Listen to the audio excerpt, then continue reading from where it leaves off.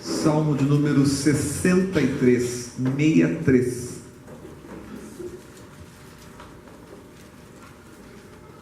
E o texto nos diz o seguinte: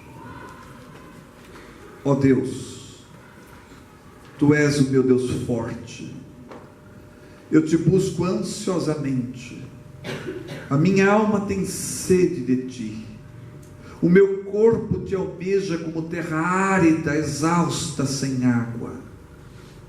Assim eu Te contemplo no santuário para ver a Tua força e a Tua glória. Porque a Tua graça é melhor do que a vida, os meus lábios Te louvam. Assim, cumpre-me bendizer-Te enquanto eu viver. Em Teu nome levanto as mãos. Como de banha e de gordura, farta-se a minha alma. E com júbilo nos lábios, a minha boca Te louva. No meu leito, quando de Ti me recordo, e em Ti medito, durante a vigília da noite, porque Tu me tens sido auxílio à sombra das Tuas asas, eu canto jubiloso. A minha alma pega-se a Ti, a Tua destra me ampara. Porém, os que me procuram a vida para destruir, abismar-se-ão nas profundezas da terra. Serão entregues ao poder da espada e virão a ser pasto dos chacais. O rei, porém, se alegra em Deus. Quando por ele jura, gloriar-se-á, pois se tapará a boca dos que proferem mentira. Obviamente que eu friso o versículo 1, quando diz: a minha alma tem sede de Ti. Meus queridos irmãos, o Salmo 63 é uma oração, e uma oração de Davi, atribuída a Davi, possivelmente no período do seu reinado, posto que no versículo de número 11 ele diz: o rei, porém, se alegra em Deus. Agora, é uma oração que com toda certeza surgiu de um contexto bastante conturbado, porque o versículo 9 ele diz: porém, os que me procuram a vida para a destruir. E é de um contexto um tanto complexo que surge essa belíssima oração do rei Davi. Alguns estudiosos entendem que talvez essa oração tenha surgido nos lábios de Davi por ocasião de quando Absalão, seu filho, querendo usurpar o trono de Judá, vem com tropas, vem com guerreiros, vem com homens armados, para tomar o trono de Davi, seu pai, à força. Tanto é que Davi teve que fugir com a sua família para o deserto de Judá. E essa história bastante triste, e que envolve a vida e a família do grande rei Davi, é contado no livro de Samuel, no segundo livro de Samuel, tanto no capítulo 15 quanto no capítulo de número 16. E é um episódio lá, segundo Samuel capítulo 15, que diz que nessa fuga, no deserto de Judá, diz que Davi caminhava com a cabeça coberta, e ele tira as sandálias dos seus pés, caminha descalço, portanto descalço, com cabeça coberta, e diz o texto que ele caminhava chorando, quando aconteceu a sua fuga, quando ele teve que deixar o trono de Judá. Agora, meus irmãos, seja lá qual foi o contexto, porque nós não temos certeza se foi realmente nessa situação, uma coisa é interessante: o Salmo 63 revela justamente a espiritualidade de Davi, quando ele diz: a minha alma tem sede de Ti. E é sobre a sede de Deus que eu quero falar nesta noite. E a primeira lição, meus irmãos, é que Deus é a maior necessidade do ser humano. Ó Deus, Tu és o meu Deus forte, eu Te busco ansiosamente, a minha alma tem sede de Ti, o meu corpo Te almeja, como terra árida, exausta e sem água. Sede de Deus. Primeira lição é que Deus é a maior necessidade do ser humano. Eu quero dizer que a sua maior necessidade não é física. Sua maior necessidade não é financeira. Sua maior necessidade não é profissional. Sua maior necessidade não é emocional. Sua maior necessidade não é familiar. O famoso psicólogo americano chamado Abraham Maslow, famoso por construir uma chamada pirâmide de prioridades, ou pirâmide de Maslow. E ele faz uma pirâmide das prioridades humanas. E na base, a primeira prioridade é física. As pessoas, é claro, que têm a necessidade de comer, de beber, de dormir. Isso é uma necessidade, é uma prioridade. Segunda prioridade, subindo a pirâmide, ele coloca a segurança. Nós queremos guardar nosso corpo, proteger nossa família, queremos nos assegurar de um bom emprego, queremos ter boa saúde, então é segurança. Está na pirâmide de Maslow. Depois, a outra prioridade chama-se amor, ou relacionamentos. As pessoas querem um grande amor na vida, querem constituir família, querem amigos. A sensualidade também está nessa prioridade. Depois, então, da fisiologia, da segurança, do amor, vem a estima. As pessoas querem autoestima, querem conquistar, querem respeito. E no topo da pirâmide é que vem, então, a realização pessoal, seu sonho, a solução dos problemas. Interessante que na Bíblia, tanto a base como o topo da pirâmide é totalmente diferente. Porque a meta do ser humano é viver para Deus. E Jesus fala o seguinte: vocês estão preocupados com essas coisas? Os gentios é que se preocupam com isso. Busquem a Deus, busquem o reino de Deus, e então essas coisas vos serão acrescentadas. Eu quero dizer para os irmãos sobre a sede de Deus. Deus é a maior necessidade do ser humano. Diz Davi: a minha alma tem sede de ti. E agora uma coisa interessante: se Davi realmente escreveu esse salmo no contexto do deserto, quando ele fugia de seu filho Absalão, então aqui você vai perceber a escala de prioridades. Ele estaria então andarilho pelo deserto, num ambiente completamente hostil, numa circunstância extrema, sobre forte humilhação, porque ele é rei de Judá e teve que fugir e deixar o seu trono. E no entanto, quando ele ora, ele não pede água,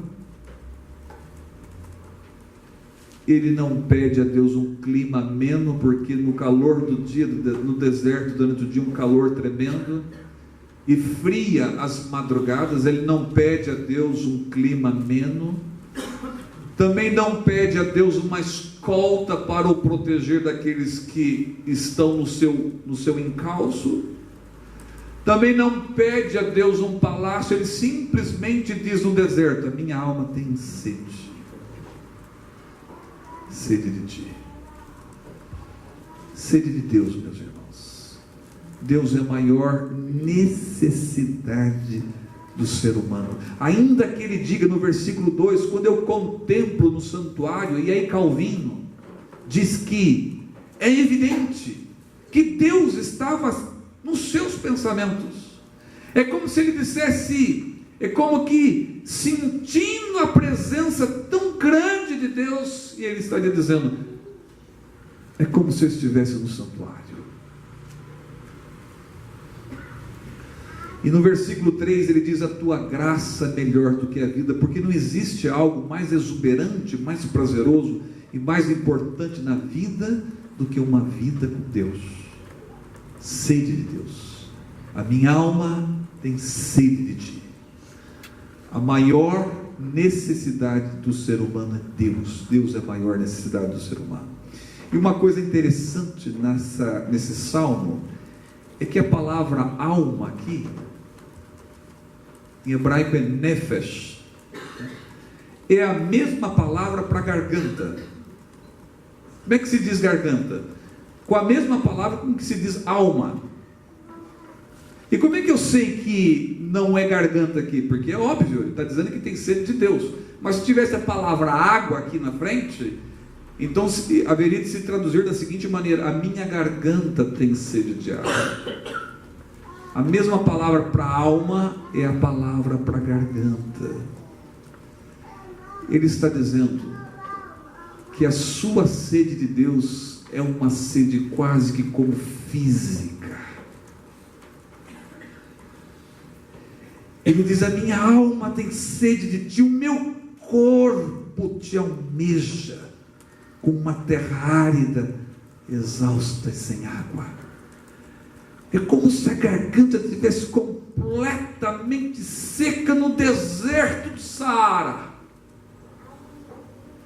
E ele diz, a minha alma está assim, meu Deus, eu tenho sede de ti. E Deus é a maior necessidade do ser humano. No Salmo de número 42, salmo atribuído aos filhos de Coré,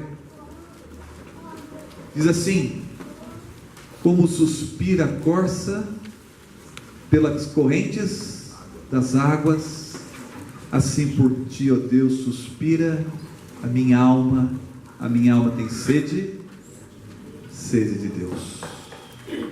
O Salmo 84 diz, o meu coração e a minha carne exultam pelo Deus vivo. E é interessante que o verbo lá é o verbo gritar, e pode ser também traduzido como chorar. É como se ele dissesse, eu estou gritando de alegria, ou eu estou chorando de emoção, de alegria, porque também de alegria a gente chora, a gente se emociona. Blaise Pascal, famoso filósofo do século XVII, e também Dostoiévski, um escritor russo, tanto um como o outro falaram ou escreveram a respeito da sede que há no ser humano, do vazio que há no ser humano, o vazio espiritual, um vazio de Deus. Há no ser humano um vazio muito grande, e é um vazio do tamanho de Deus. Qualquer coisa que você colocar nesse lugar, marido, mulher, filho, o emprego, o dinheiro, a posição social, qualquer coisa, tornará a vida do ser humano uma vida frustrada. Se é um vazio do tamanho de Deus, só Deus pode preencher essa sede que há no ser humano. Na teologia diz que Deus criou o homem à sua imagem, e ao criar o homem, Deus soprou a alma, o fôlego da vida. Então há no ser humano uma semente religiosa. Por isso qualquer ser humano sobre a face da terra tem sede de Deus. O ser humano é um ser religioso, ainda que não admita isso. Mas por causa do pecado, por causa da natureza humana decaída, essa espiritualidade no ser humano está comprometida. Quantas pessoas têm sede de Deus e não sabem disso? Não sabem o que fazer, não sabem como lidar com o instinto mais elementar da alma humana, que é ter sede de Deus. Não sabem resolver a necessidade mais básica do ser humano, sede de Deus. E por causa disso eles inventam deuses, criam religiões e caem em sérios conflitos. O que disse Agostinho? Santo Agostinho disse uma frase maravilhosa nas suas confissões. Ele disse: Senhor, o Senhor nos fez, então não encontraremos descanso, não encontraremos paz enquanto não repousar em Ti. Literalmente, fizeste-nos para Ti, e o nosso coração não descansa enquanto não repousar em Ti. Sede de Deus. Só Deus pode dessedentar a nossa alma, e a única fonte está em Jesus. Quando Jesus conversa com a mulher samaritana, e ele diz àquela mulher: se você soubesse quem é que está pedindo água, você que haveria de pedir para mim, e eu te daria água viva, e quem beber dessa água nunca terá sede. Sabe o que aquela mulher disse? Ah, Senhor, dá-me dessa água para eu não precisar mais vir aqui ao poço de Jacó. Facilismo, as pessoas querem as coisas assim. E Jesus fala do que? Da fé, do amor, da pessoa que crê em Deus, que ama Jesus, que entrega a sua vida a Jesus. Isso é dessedentar a sua sede. Jesus também disse: eu sou o pão da vida. E ele haveria de saciar a fome e a sede. Jamais terão fome e jamais terão sede, somente em Cristo Jesus. Então, sede de Deus. Deus é a maior necessidade do ser humano, e só pode ser satisfeita em Cristo Jesus. Somente amando a Cristo e se entregando a Ele é que o homem vai preencher o vazio do tamanho de Deus. A segunda lição que eu destaco nesse texto aqui é que também Deus é a nossa maior e melhor defesa. O versículo 7 diz: porque Tu me tens sido auxílio. E o versículo 8: a Tua destra me ampara. Deus é a nossa maior e melhor defesa. Certamente Davi vivia um conflito grande aqui, como rei de Judá. Ele diz no versículo 9, por exemplo: os que me procuram a vida para destruir. E o que ele diz no próprio versículo 9? Abismar-se-ão nas profundezas da terra. E por que haveria de acontecer isso? Porque Deus é a nossa maior e melhor defesa. No versículo 10 ele diz: serão entregues ao poder da espada, e virão a ser pasto de animais. Deus é a nossa maior e melhor defesa. O Salmo 91 fala daqueles que estão debaixo da sombra do Onipotente. O Salmo 46 fala que Deus é fortaleza, refúgio, presente nas tribulações. O Salmo 27 diz que ainda que um exército se levante contra mim, não se atemorizará o meu coração.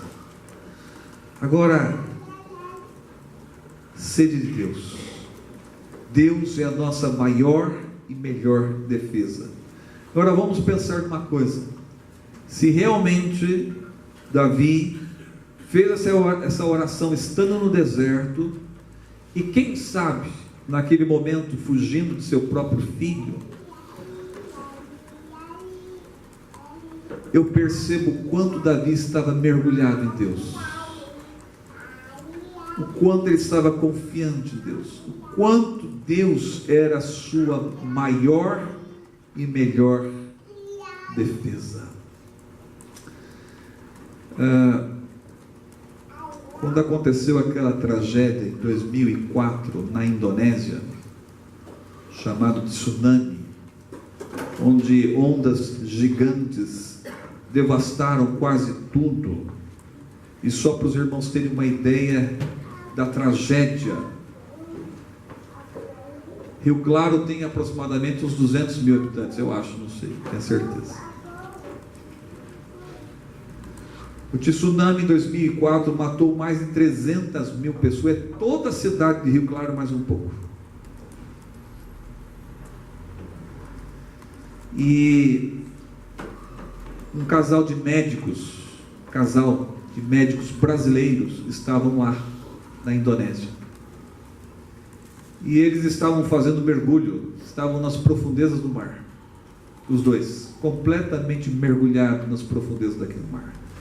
Quando aquele casal de brasileiros vieram, emergiram, que olharam aquela destruição, pessoas mortas, casas destruídas, quase que como não entendendo absolutamente nada, porque enquanto ocorria um turbilhão, uma paz grande entre aquele marido e mulher estava, enquanto eles estavam nas profundezas do mar. Eles inclusive escreveram um livro chamado Salvos por um Mergulho. E eu quero dizer que eu vejo Davi completamente mergulhado em Deus, ainda que estando no deserto, porque Deus é a maior necessidade do ser humano, e porque Deus é a melhor e maior defesa que um homem pode ter. São João da Cruz, o místico espanhol do século XVII, disse: bebi profundamente na adega do meu Senhor, e a minha alma contenta-se em servi-lo com todas as forças. É assim que eu vejo Davi, de alguém descedentando a sua alma diante de Deus. No Salmo 118, o Senhor está comigo, que pode me fazer um homem? Porque Deus é a nossa maior e melhor defesa. Romanos 8, Paulo diz: se Deus é por nós, quem é que pode ser contra? Porque Deus é a maior e melhor defesa. Meus queridos irmãos, sede de Deus. Diz aqui Davi: a minha alma tem sede de ti. Eu não sei como você está nesta noite, não sei como está a sua alma, se está sedenta ou não. Talvez as coisas não caminhem como nós gostaríamos que caminhasse. Talvez nos encontramos em situações bastante conflitantes como essa de Davi. Talvez passamos pelos dramas da vida tal qual Davi passou.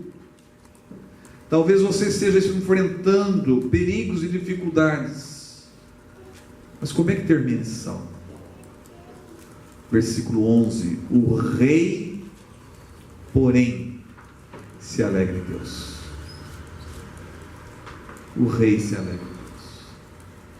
Ele não poderia terminar de outra maneira, porque ele tinha sede de Deus, e ele vivia Deus, e ele amava Deus. E ele termina: o rei, porém, se alegra em Deus. Esse é o resultado daquelas pessoas que amam a Deus, que caminham em Deus, que dependem de Deus, que entregam a sua vida, a sua alma a Deus. É isso. Que Deus também nos ajude, e que Deus nos abençoe. Amém?